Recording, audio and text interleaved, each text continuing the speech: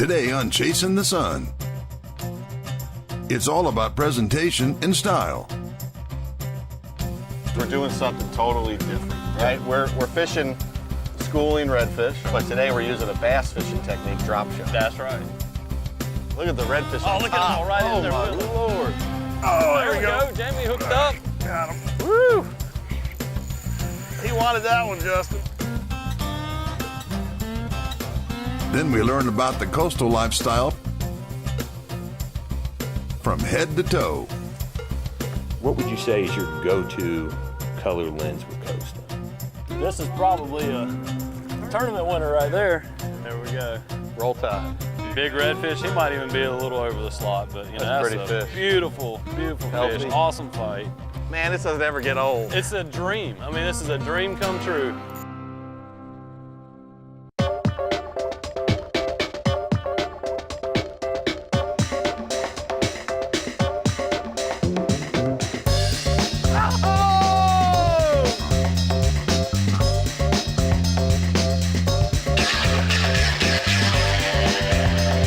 Chasing the Sun is brought to you by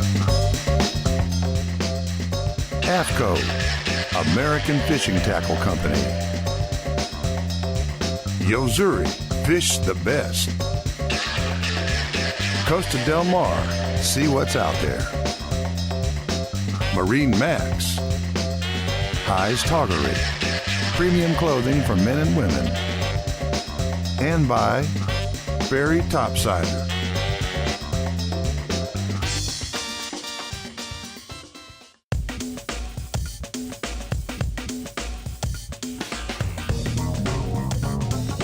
Sharing the boat with Justin today is Jamie Wilkeson, a lifelong saltwater angler and outdoor producer who chose Panama City Beach as home base.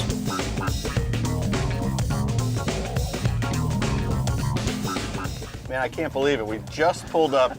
I mean, this is the pass. It's empty. We have the whole pass to ourselves. We pulled up first two casts. And it's August. It's two summertime. I mean, this is when everything starts kicking off. We were just saying, you can actually feel a little difference. It's got a northeast wind, the humidity's a little lower, and this is basically our kickoff to fall fishing. Awesome. I know it's still warm, but the fishing's hot. And we're just seeing that. You mentioned the fall. We're seeing bait start to make that migration down the beach. That's right. The pelagics are kind of pushing to the hill from offshore. Yep. Everything's getting tighter, and now the redfish have settled in. I mean, we pull in right here, and we didn't even get set up. No. You know, we pull in here, there's fish busting on the surface. We're marking a giant school of redfish on our electronics here. So I think really, the coolest the thing fish- today is we're doing something totally different, right? Yep. We're fishing schooling redfish. Yep. Traditionally, people come out here with live bait, or we fish them on top Yeah. waters, right? We've done in the past. That's right. But today we're using a bass fishing technique, drop shot. That's right. Which With is- soft plastic. with You know, soft you can do it, plastics. you know, especially when these fish are schooling like that, you don't have to fish live bait.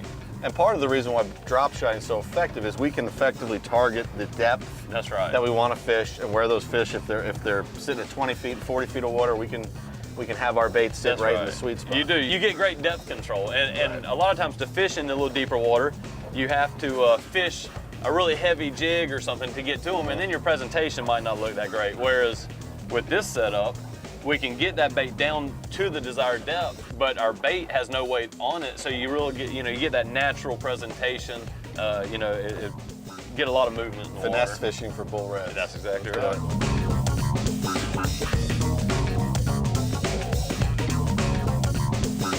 So late summer in the past, I know redfish is one of the mainstays for you and your Yeah. business, but what else can people come and catch in the past? I mean, there's a wonderful variety.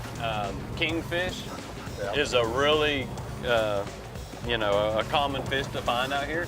And, you know, we always think of that as being more of an offshore fish, but hey, when you have this amount of bait moving in or out, you know, you never know what's gonna congregate around here. Spanish, I right? actually caught a sailfish just outside, right off the jetties out here.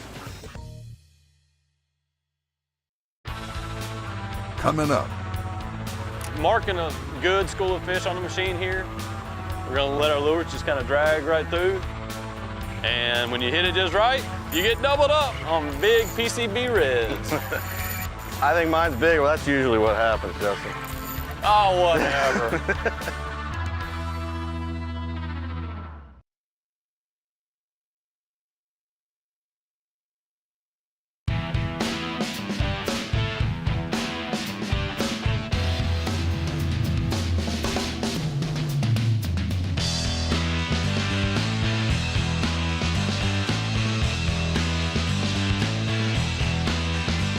marking a good school of fish on the machine here. We're gonna let our lures just kind of drag right through. Give them a little shake. Oop, I just had one bump. Come on, come You on. set the hook. Oh, there. There we go. All right, come on, my turn. Double time. You know, it's a pretty cool setup. This tide's moving pretty quick. So what I try to do, by the time you see them on your sonar, you're passing by that school. Actually, will turn and throw my lure up tide of the school of fish.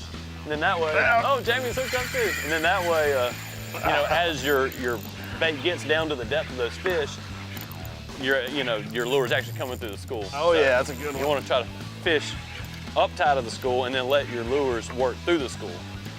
And when you hit it just right, you get doubled up on big PCB reds.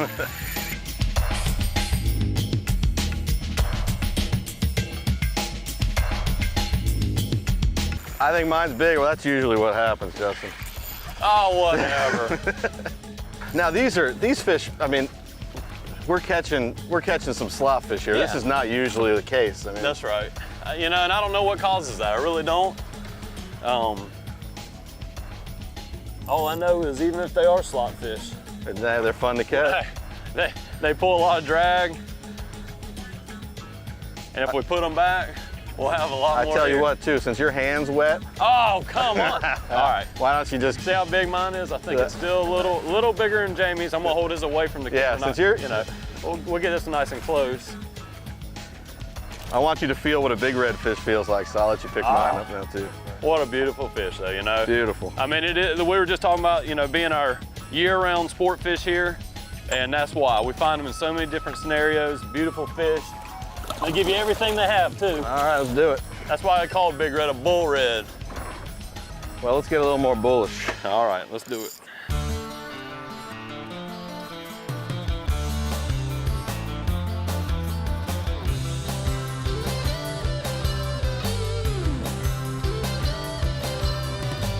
Oh, there he is.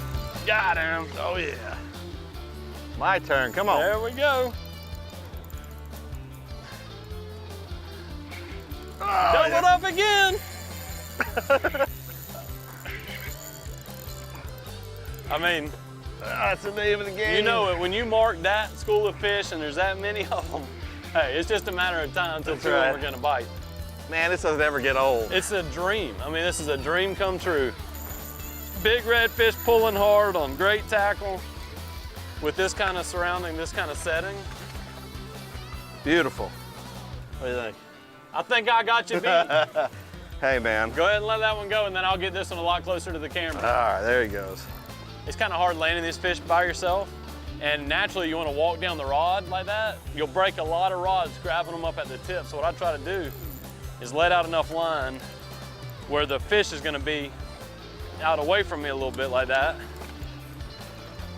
And then I just grab my line right here, and then that way I'm not grabbing the tip of the rod. It'll protect that rod. That's it. I don't know, they're pretty close, you know. Pretty close. I'll give it that's to you. another. I'll give you one. That's another attribute of these schooling redfish is the sizes will be fairly class and similar. size, yeah. Within the school. So, you know, you can usually bet if you catch one like this, probably 25-inch redfish, then he's gonna have a lot of buddies in there that are gonna be similar size. Look at the redfish Oh, on look at top. them all right in there my with them. Lord. Oh, there's a red on me. Look right here, Jamie. Look. You got him?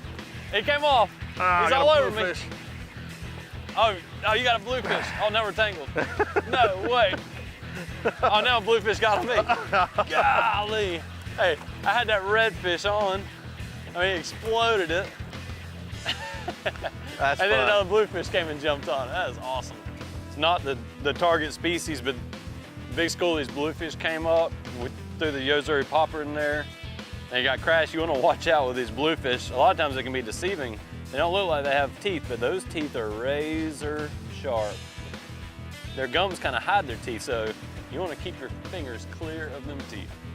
But anyways, hey, that's a nice consolation prize when you got hundreds of these crashing and there's redfish mixed all in with them. So we're gonna throw the top waters back in there, There you and see if a redfish can beat a bluefish to it. I don't know though. The number of bluefish is outnumbering the number of redfish. So The we'll redfish see. are known for their speed, right? Yep. Coming up. You know, depending on how fast the tide's moving, what direction it's going, they will move. So what we try to do is find the school, mark the school, and then set up that drift so that we'll intercept them. Yeah. For somebody that likes the outdoors, there's really not anything that you'll miss out on.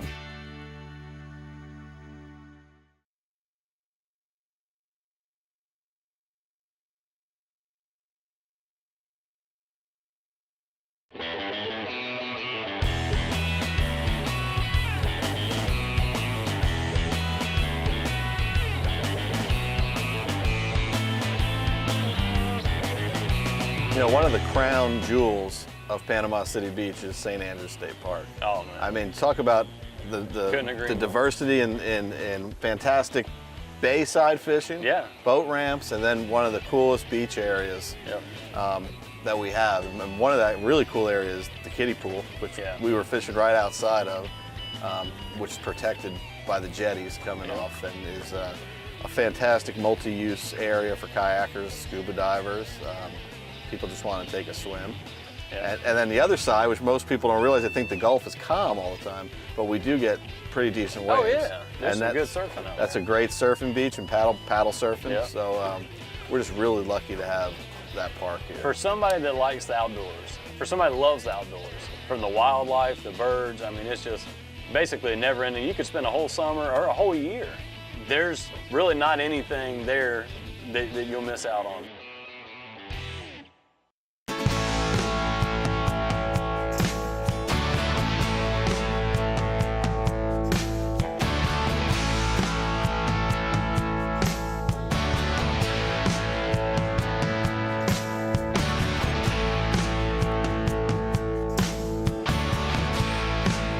Jamie, this is like the ultimate controlled depth fishing. We mark those fish, let these things hit the bottom.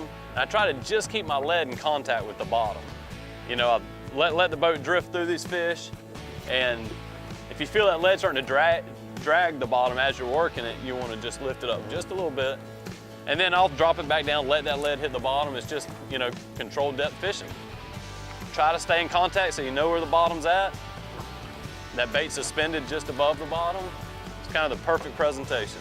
Now we're fishing waypoints though, right? So these are spots that you're fishing on. So are these fish, they hold on these rock piles all the time? Yeah, no, they move all over the place. That's why I have so many different waypoints in here, is they're not always at the same spot. But it's always structured. That's it. Oh yeah, they definitely relate to structure out here. You know, depending on how fast the tide's moving, what direction it's going, they will move.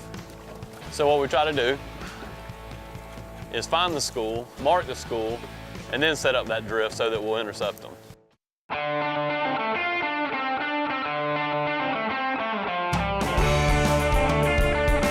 Oh, There we go. Jamie hooked up. Got him. Woo! He wanted that one, Justin.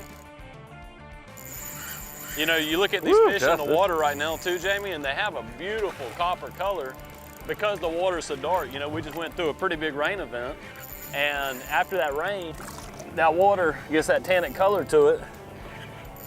And what it does, it really gives these fish a pretty, you know, coppery orange color. Beautiful fish. You know, these are just beautiful, healthy fish, no markings on them, just coming out of the bay. And like I said, that darker water from that rain gives these redfish a really pretty color. You know, we go out there expecting to catch bull redfish. Yeah. And it was great to see such a huge school of young, slot-sized, healthy fish. Yep. You know, we're very fortunate to have that population of those big redfish, but it's nice to know that you gotta, and those big redfish are all catch and release, you know, we all know that. They're all overslot fish, but it's nice to know, even though that we're letting those go, we got another year class coming in behind them. That's awesome. That's a beautiful redfish. He was mad too, huh? This is probably a tournament winner right there. There we go. Big redfish, he might even be a little over the slot, but you know, That's that's pretty a fish. beautiful, beautiful Healthy. fish. Awesome fight. You'll let him go so he can go back to all his buddies that we're friends. Look, there's one of his buddies right here on the side of the boat. All right, man. Adios. There we go. All right. You know, for a fish too to catch and release, Jamie, redfish, yeah, I know we talk a lot about that, but redfish are a good fish to do that because they're pretty hardy. Yeah, they are. Yeah, no, they're basically like our version of a largemouth bass.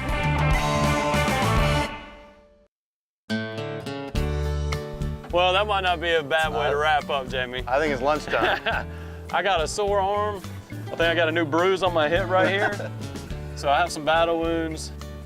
You know, I don't know what else we can ask for. It's just amazing though, watching you guys, you know, the show you guys did last year. Yeah. And we just don't ever run out of topics to cover I know. or ways to catch fish. I mean, this was just a... And especially the redfish. You know, I know that's something we put a lot of time and effort into, and this is why. You know, we catch them in a lot of different scenarios and different places, and we talk about that a lot, but it's just the truth. We have a great redfish fishery. You know, that's why we're so passionate about it. So really neat fish. I'm happy that we're able to protect them and catch them like we do. Yeah. And they're great table fare, but you know, we always want to promote catch and release. That's right. When we can. We, you know, treat the fish well because, like you said, they're hardy. Yeah. And you can catch these fish over and over and That's over. right. Again. It's our greatest sport fish that we have year round. So we take care of them, let them go, and let them grow. Food fish. I think it's po' boy time. Why don't we head to the beach? Go. Huh? Go find a little snapper po' boy. That's all right. That sounds good, man.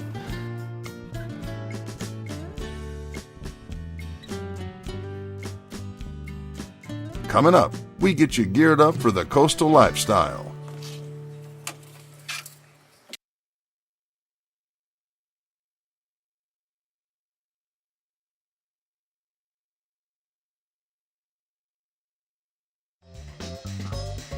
Chasing the Sun has been brought to you by Half Hitch Tackle. Get out there. Pirates Cove Marina. Resort Quest by Wyndham Vacation Rentals. Shimano. Focus your passion. And by AFCO, American Fishing Tackle Company.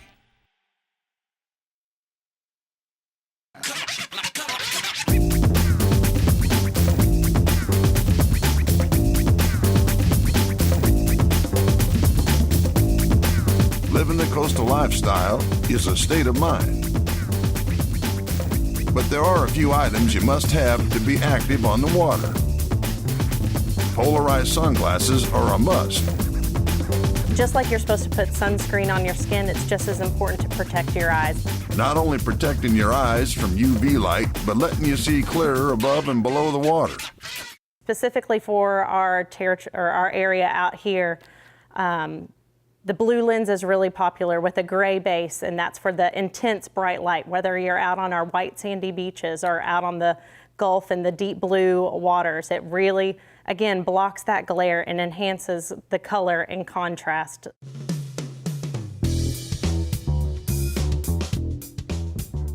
Crazy stuff happens on a boat. You ever got hit in the face with something, a hook, a lure? Oh, yes. I mean, if you haven't been fishing long if you haven't had a hook around your face or body or anything. And I think one thing we do on the boat as a captain is no one fishes on the deck without their sunglasses and their shoes on, because you never know when a fish is going to spit a hook and that thing's going to come right back at you. And the last thing you want to do is lose your vision. An often overlooked piece of gear when on the water is footwear. With a moving boat and rolling sea, it's easy to see anyone can lose their footing, especially on a wet deck.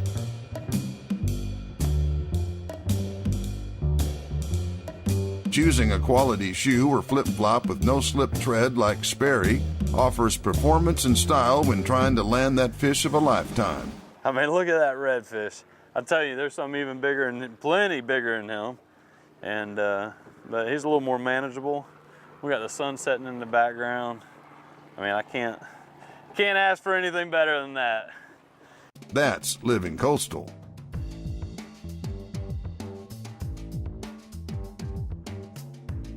The thing that changed this beach was air conditioning. When they got air conditioning down here, everything changed. People could actually not stifle themselves to death at night trying to, fans, and everybody had overhead fans.